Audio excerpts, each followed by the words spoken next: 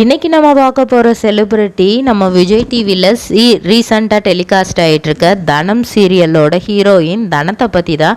இவங்கள பற்றின full details தெரிஞ்சுக்கிறதுக்கு முன்னாடி சேனலை சப்ஸ்கிரைப் பண்ணாதவங்க மறக்காமல் சப்ஸ்கிரைப் பண்ணிக்கோங்க. அப்போ தான் நாங்கள் போடுற வீடியோஸ் உங்களுக்கு நோட்டிஃபிகேஷனாக வரும். வாங்க வீடியோக்குள்ளே போகலாம். இவங்களை நம்ம எல்லாருமே சன் டிவியில் ஆல்ரெடி பார்த்துருப்போம். எதிர்நீச்சல் அப்படிங்கிற ஒரு ஃபேமஸான சீரியலில் சிஸ்டர் ரோல் பண்ணியிருப்பாங்க. அது மட்டும் இல்லாமல் அந்த டோட்டல் சீரியல்லையுமே டிஆர்பியில் நம்பர் 1க்கு கொண்டு வந்தது இவங்களோட மேரேஜ் சீக்வன்ஸ் தான். அதுக்கப்புறம் கரிகாலன் என்னெல்லாம் பண்ணார், ஆதிரைட்டை என்ன மாதிரியெல்லாம் நடந்துக்கிட்டாரு அப்படிங்கிறத வச்சே அந்த எதிர்நீச்சல் சீரியல் கொஞ்ச நாள் ரொம்ப ஃபேமஸாக போயிட்டு இருந்துச்சு. அந்த சீரியலில் இவங்க ஐஏஎஸ் ஆகிற கனவோடு இருந்திருப்பாங்க. ஸோ அந்த மாதிரி ரொம்ப ஃபேமஸாக இருந்தாங்க. அதுக்கு முன்னாடியுமே சன் டிவியில் அவங்க ஒரு சீரியல் நடிச்சிட்டு இருந்தாங்க. ஸோ இவங்களோட ஊர் சென்னை அப்படின்னு நிறைய பேர் சொல்கிறாங்க. ஆக்சுவலாக இவங்களோட சொந்த ஊர் அப்படின்னு பார்த்தோன்னா ஈரோடு.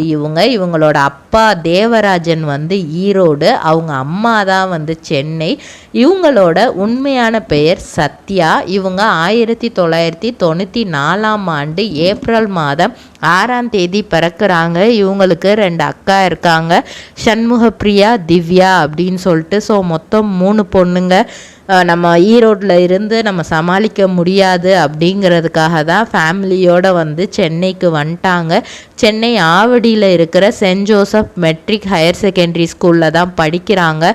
ஸோ 3 பொண்ணுங்களையுமே மெட்ரிகுலேஷன் ஸ்கூலில் தான் படிக்க வச்சுருக்காங்க அவங்க அப்பா அம்மா. ஓரளவுக்கு ஃபினான்ஷியலாக கொஞ்சம் நார்மலாகவே அவங்க சமாளிக்கக்கூடிய லெவலில் தான் இருந்திருக்கிறாங்க. அதுக்கப்புறம் அவங்க அக்கா 2 பேரும் டிகிரி முடிக்கிறாங்க. அவங்க அக்கா சண்முகப்பிரியா ஆரி ஒர்க் டிசைனராக இருக்கிறாங்க. அவங்கள அக்கா திவ்யாவுமே ஒரு கம்பெனியில் வேலை பார்க்குறாங்க. இவங்க மெட்ராஸ் யூனிவர்சிட்டியில் யூஜி பண்ணிவிட்டு அதுக்கப்புறம் அண்ணா யூனிவர்சிட்டியில் இன்டகிரேட்டட் 5 இயர்ஸ் இன்டகிரேட்டட் கோர்ஸான எம்எஸ்சி எலக்ட்ரானிக் மீடியா படிக்கிறாங்க. பொதுவாக இந்த இது எல்லா ஊர்லேயும் இருக்காது இந்த கோர்ஸ். ஏன்னா 5 இயர்ஸ் இன்டகிரேட்டட் கோர்ஸு மீடியாவை பற்றின இன்னும் டீப்பாக தெரிஞ்சுக்கிறதுக்கான ஒரு கோர்ஸ் இது. ஸோ அந்த டைமில் காலேஜ் கல்ச்சுரல்ஸில் எல்லாமே இவங்க ஆங்கரிங் பண்ணுவாங்களாம். இவங்களுக்கு மற்ற எல்லாத்தையும் விட ஆங்கரிங் ஃபீல்டு அப்படிங்கிறது ரொம்ப பிடிக்குமா. ஒருத்தவங்களை எப்படி வித்தியாசமாலாம் இன்ட்ரடியூஸ் பண்ண முடியும், அப்படி பண்ணுறது ஆங்கரிங்கில் மட்டும்தான் முடியும். எப்படியாவது ஒரு வீடியோ ஜாக்கியாவது இல்லை ரேடியோ ஜாக்கியாவது மாறிடணும் அப்படிங்கிற ஒரு ஆசை இருந்துக்கிட்டே இருந்திருக்கு. இவங்க ரொம்ப நல்லா படிக்கிற ஸ்டூடெண்ட்டு. அதனால தான், ஏன்னா இது இந்த டிகிரியே கிட்டத்தட்ட ஒரு சயின்ஸ் ஓரியன்ட் டிகிரி. அது நிறைய பேருக்கு அதுக்கு நிறைய இதில் எக்ஸாம்ஸ் இருக்கும், கட் ஆஃப்ஸ் வச்செல்லாம் செலக்ட் பண்ணுவாங்க. ஸோ அந்த வகையில் இவங்க +2 ரொம்ப நல்லாவே படிச்சிருக்காங்க. இருந்தாலும் சினிமா ஃபீல்டுக்குள்ளே போகணும், அதுவும் ஆங்கரிங்காக ஆகணும், அப்போ ஆங்கர் ஆயிடணும், அந்த ஃபீல்டுக்குள்ளே போயிடணும் தான் ரொம்ப ஆசை. இதை அப்பா அம்மா கேள்விப்படும் போது ரொம்ப கோவப்படுறாங்க. நீ அதை படித்தேன்னா நாங்கள் நீ சினிமாவோட பேக் ஸ்க்ரீனில் வேலை பார்ப்ப, அந்த மாதிரி ஒரு வேலை கிடைக்கும், அதுக்காக தான் நீ படிக்கிறதுக்கு நாங்கள் ஓகே சொன்னோம். நீ இல்லைன்னா நீ படிச்சிருக்கிற அந்த பிடெக்கு ஓரியன்டாக நீ ஏதாவது பண்ணலாமே அப்படிங்கிற மாதிரியெல்லாம் சொல்கிறாங்க. அப்போ அவங்களோட சிஸ்டர்ஸ் தான் சொல்கிறாங்க, அது எப்படினாலுமே எலக்ட்ரானிக் மீடியாங்கும்போது அது மீடியா ஃபீல்டுக்குள்ளே தானப்பா வருது. அவள் ஆசைப்படுறா ஆங்கரிங் பண்ணணும்னு நினைக்கிறா, பண்ணிட்டு போட்டோம், அவளுக்கு பிடிச்சதா அவள் லைஃப்பில் அவள் செய்யட்டுமே அப்படின்னு சொல்லிட்டு அவங்க அக்கா 2 பேர் தான் அவங்க அப்பா அம்மாவையே கொஞ்சம் கொஞ்சமாக கன்வின்ஸ் பண்ணுறாங்க. அப்படி கன்வின்ஸ் பண்ணி தான் இவங்களுக்கு சன் மியூசிக்கில் ஒரு சான்ஸ் கிடைக்குது. ஸோ அந்த சான்ஸ் அப்பா அம்மாவுக்கு பிடிக்கல. ஆனால் சிஸ்டர்ஸ் அப்பா அம்மாவை கொஞ்சம் கொஞ்சமாக பேசி இந்த மாதிரி அனுப்பி வைக்கிறாங்க. சரி ஓகே நீ பண்ணு, ஆனால் சினிமா ஃபீல்டில் கொஞ்சம் கேர்ஃபுல்லாக இரு. ஸ்டார்டிங் எல்லாருமே சின்னதாக ஒரு ரோலுக்கு தான் போவாங்க. அதுக்கப்புறம் கொஞ்சம் பெரிய ரோல் கிடைக்கும் போது அதுக்கேற்றாப்புல ப்ராப்ளமும் கூடவே சேர்ந்து வரும் அப்படிங்கிறத அவங்க அப்பா தெளிவாக சொல்லி அனுப்புகிறாரு. அவங்களோட சிஸ்டர்ஸுமே உன்னோட ஆசைக்காக நீ பண்ணு, உன்னோட எல்லா சுச்சுவேஷன்லையுமே நாங்கள் மொத்தமாக ஃபேமிலியாக நாங்கள் உன் கூடவே தான் இருப்போம். ஆனால் எதெல்லாம் உன் மனசுக்கு தப்புன்னு தோணுதோ, உன் உள் மனசுக்கு தப்புன்னு தோன்ற எந்த ஒரு விஷயத்தையுமே நீ எந்த சூழ்நிலையிலையுமே பண்ணிடக்கூடாது அப்படிங்கிற மாதிரி சொல்கிறாங்க. அதுக்கப்புறம் நிறைய அவார்ட் ஃபங்க்ஷனுக்கு ஆங்கரிங் பண்ணுற வாய்ப்பு கிடச்சிருக்கு. ஏன்னா சன் மியூசிக் அப்படிங்கும்போது ஆட்டோமேட்டிக்காக அதிலேருந்து ஃபேமஸ் ஆயிடுவாங்க. நம்ம மணிமேகலை, ரியோ எல்லாருமே வந்து சன் மியூசிக்கில் இருந்து தான் ஃபேமஸ் ஆனவங்க தான். அந்த வழியில் தான் இவங்களும் வந்திருக்காங்க. நிறையா அவார்ட் ஃபங்க்ஷனுக்கு ஆங்கரிங் பண்ணியிருக்கிறாங்க. இவங்க எந்த இது பண்ணாலுமே வந்து ரொம்ப ரொம்ப ஜாலியாக யதார்த்தமாக கேஷுவலாக தான் பண்ணுவாங்களாம். ஸ்டேஜுக்கு பின்னாடி நிறையா டென்ஷன் இருக்குமா, இருந்தாலும் அதை ஸ்டேஜில் வந்து காட்ட மாட்டாங்களாம். ஒரு டைம்லாம் கமலஹாசன் சாரோட அவார்ட் ஃபங்க்ஷனில் கலந்துக்கிறதுக்கான அந்த ஆங்கரிங் பண்ணுறதுக்கான வாய்ப்பு கிடச்சிருக்கு. அந்த கிளிப்ஸ் வரும்போது பார்த்தா கமலஹாசனும் இவங்களும் இருக்கிற மாதிரி ஒரு ஃப்ரேமுமே இல்லையா. அப்போ வந்து ரொம்ப கஷ்டப்பட்டாங்களாம், ஃபீல் பண்ணாங்களாம். அதுக்கப்புறம் திரும்ப ஒரு அவார்ட் ஃபங்க்ஷன் வந்திருக்கு. ஒரு 2-3 இயர்ஸ் கழித்து திரும்ப அந்த இதில் எப்படியாவது ஃபோட்டோ எடுத்துடணும்னு சொல்லிட்டு அவர்கிட்ட கேட்டே இவங்க வந்து தனியாக ஃபோட்டோஸ்லாம் நிறைய எடுத்துக்கிட்டாங்களாம். ஸோ அந்த மாதிரி ஆங்கரிங் அவங்களோட விஷயான ஆங்கரிங்கை அவங்க பண்ணிட்டாங்க. அதுக்கப்புறம் சன் டிவியில் அருவி சீரியலில் மலர் அப்படிங்கிற ஒரு கேரக்டர் நடிக்கிறதுக்கான வாய்ப்பு கிடைக்குது. அப்படி சொல்லும்போது இவங்களுக்கு வந்து என்னென்னா, எனக்கு ஆங்கரிங் வரும், ஆனால் ஸ்க்ரீனில் நடிக்கிறதுக்கு எனக்கு பெருசாக தெரியாது, அதனால் வேண்டாம் அப்படின்னு ஃபஸ்ட்டு சொல்லிட்டாங்க. வீட்டில் போய் இதை சொல்கிறாங்க. அப்போ அவங்க அப்பா சொல்கிறாரு, சினிமா அப்படின்னாலே சின்னதாக ஆரம்பித்தாலுமே கொஞ்சம் ஃபேமஸ் ஆகிட்டா அடுத்தடுத்து வரும் அப்படிங்கிறது நான் சொன்னது தானே உனக்கு ஏற்கனவே. உனக்கு சினிமா ஃபீல்டு பிடிக்கும்ன்ட்டு ஏன் இப்போது ஒரு கேரக்டர் கொடுக்கும்போது அதில் நடிக்க மாட்டேன்னு தயங்குற? எதாக இருந்தாலும் அந்த சான்ஸை எடுத்து பார்க்க வேண்டியதானன்னு அப்பா சொல்கிறாங்க.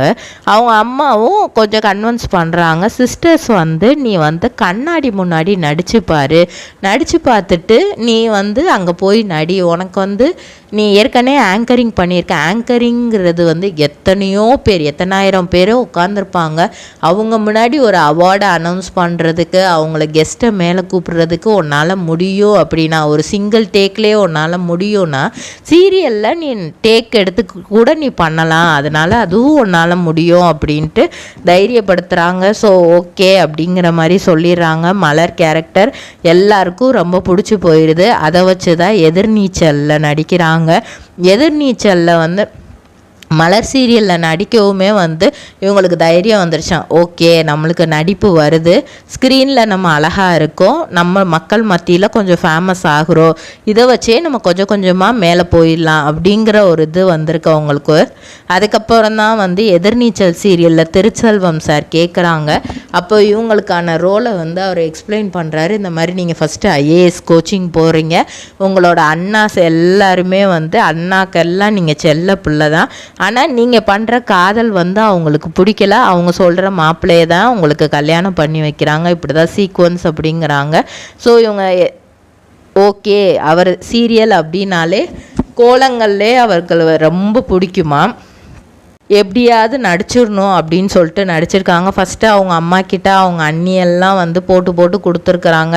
அவங்க அண்ணி இப்படி பண்ணுறாங்க அப்படி பண்ணுறாங்கலாம் இவங்க சொல்லுவாங்களாம். அதுக்கப்புறம் இவங்களோட லவ்வுக்கு அவங்க எல்லோரும் சப்போர்ட் பண்ணி அதுவும் கடைசியில் ஃபெயிலியர் ஆகி கரிகாலனை கல்யாணம் பண்ணுற சூழ்நிலை வந்துடும். ஆனால் கரிகாலன் ஆதிரையோட பேருமே வந்து ஒரு ஜாலியாக ரொம்பவே இதுவாக தான் அந்த சீரியலில் கொண்டு போயிருப்பாங்க. ஸோ இவங்க 2021 தன்னோட லவ்வரான ஆனந்த திருமணம் செஞ்சுக்கிட்டாங்க. டிசம்பர் மாதம் 8ஆம் தேதி இவங்களோட திருமணம் நடக்குது. ஸோ இவங்களும் இவங்களோட ஹஸ்பண்டும் சேர்ந்து தான் வந்து அதுக்கப்புறம் எந்த பிரச்சனை வந்தாலும் ஃபேஸ் பண்ணுவாங்களாம். இவங்களோட காஸ்டியூம் எல்லாமே டிசைன் பண்ணுறது எல்லாமே அவங்களோட மூத்த அக்கா சண்முக பிரியா தானா.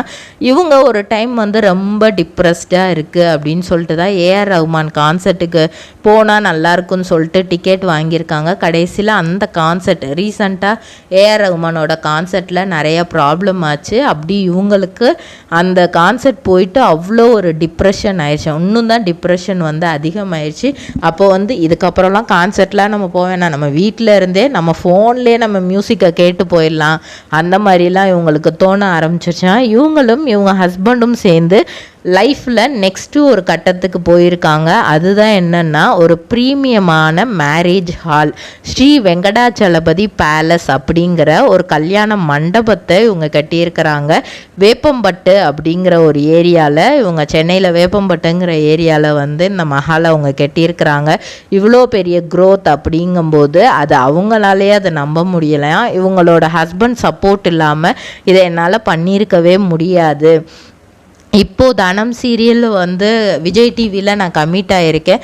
இது ஃபஸ்ட்டு கேட்கும்போது ஹஸ்பண்டு லவ் பண்ணி கல்யாணம் பண்ணிக்கிறோம், கடைசியில் திடீர்னு ஹஸ்பண்ட் இறந்துடுறாங்க. அந்த ஃபேமிலியே ஒரு மாதிரி பார்க்குது. அந்த ஃபேமிலியை ஃபுல்லாக சப்போர்ட் பண்ணி மேலே கொண்டு வர பொசிஷனே நம்மக்கிட்ட தான் இருக்குங்கிறப்போ ஹீரோயின் அப்படின்னு சொல்லவுமே இவங்க அதுக்கு ஓகே பண்ணிட்டாங்களாம். நிறையா ஹார்ட் ஒர்க் எல்லாம் பண்ணி தான் இப்போது அந்த சீரியலில் நடிச்சிட்ருக்காங்க. இப்போ ஸ்ரீயோடு சேர்ந்து நடிச்சிட்ருக்காங்க. கூடிய சீக்கிரமே ஸ்ரீ எப்படி அதில் இறக்குறாரு, எல்லா பொறுப்பும் இவங்க மேலே எப்படி வருது அப்படிங்கிறதெல்லாம் கதைக்களமாக காட்டுவாங்க. இதே மாதிரி பல செலிப்ரிட்டிஸோட பயோகிராஃபி தெரிஞ்சுக்கிற சேனலை மறக்காமல் சப்ஸ்கிரைப் பண்ணிக்கோங்க. சொந்தமாக தொழில் தொடங்கணும்னு ஆசையா, ஆனால் முதலீடு நினச்சி கவலையாக இருக்கா? கவலை விடுங்க. ஆர்ஆர்ஆர் ட்ரேடிங் கம்பெனி இப்போ உங்களை ஒரு வெற்றிகரமான பிஸ்னஸ் மேனாக மாற்ற ரெடியாக இருக்கும். முக்கிய அம்சங்கள் என்னென்னா, பாக்குமட்டை தட்டு தயாரிப்பு தொழில் ரொம்ப சிம்பிள், ஆனால் லாபம் அதிகம். நாங்களே லோனும் அரேஞ்ச் பண்ணி தரோம். இதில் ஸ்பெஷல் என்னென்னா 25% 35% வரைக்கும் மானியமும் கிடைக்கும். உயர்தர மிஷின்ஸ் மற்றும் தரமான ரா மெட்டீரியல்ஸ் வருஷம் முழுக்க நாங்களே சப்ளை பண்ணிடுவோம். நீங்கள் தயாரிக்கிற தட்டுக்களை நாங்களே நேரடியாக வாங்கிக்கிறோம். வாழ்க்கையில் ஜெயிக்க இதுதான் சரியான நேரம். உடனே கால் பண்ணுங்க. தொடர்புக்கு 8015983336.